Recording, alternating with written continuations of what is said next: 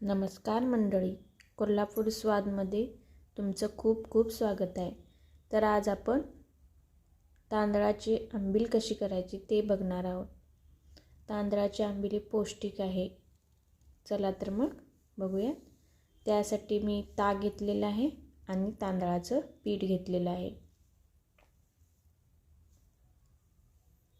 आता तांदळाचं पीठ हे थोडं पाणी घेऊन मिक्स करून घ्यायचं आहे, म्हणजे आपल्याला सगळ्या गुठळ्या कमी करायच्या आहेत. व्यवस्थित मिक्स करून घ्यायच्या, सगळ्या गुठळ्या फेटून घ्यायच्या आहेत. बघा कसं मस्त असं पीठ आपण फेटून घेतलं आहे. आता आपण ताक हे कढईवर ठेवले तापत. थोडंसं कोमट झालं की त्यामध्ये आपलं हे मिक्स केलेलं पीठ आपल्याला त्यामध्ये घालायचं आहे.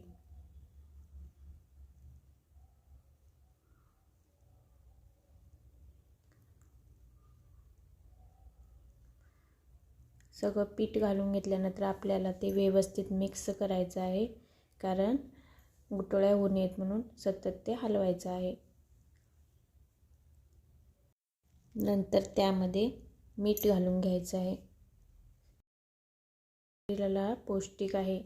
आपण गरमीच्या दिवसात अशी तांदळाची थंडगार आंबील करून प्यायला काहीच हरकत नाही. ताक या शरीराला थंड असतं, त्यामुळे ताकामध्येही बनवलेली तांदळाची आंबील आहे.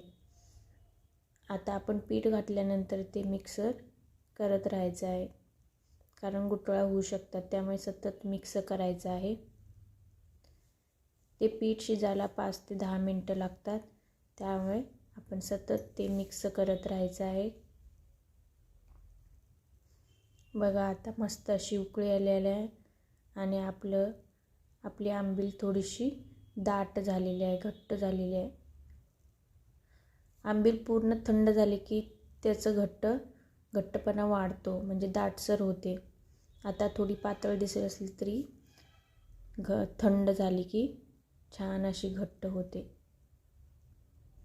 बघा, चला तर आपण ग्लासमध्ये ओतून घेऊयात.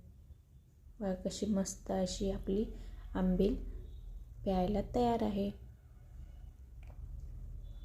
तुम्हीही नक्की घरी करून पहा, तुम्हालाही आवडेल. यामध्ये फक्त आपण पीठ, ताक आणि चवीपुरतं मीठ घालून ही आपली आंबील तयार केलेली आहे. पौष्टिक अशी आंबील आपली तयार आहे. चला तर मग आपल्या चॅनलला लाईक, शेअर आणि सबस्क्राईब करायला विसरू नका.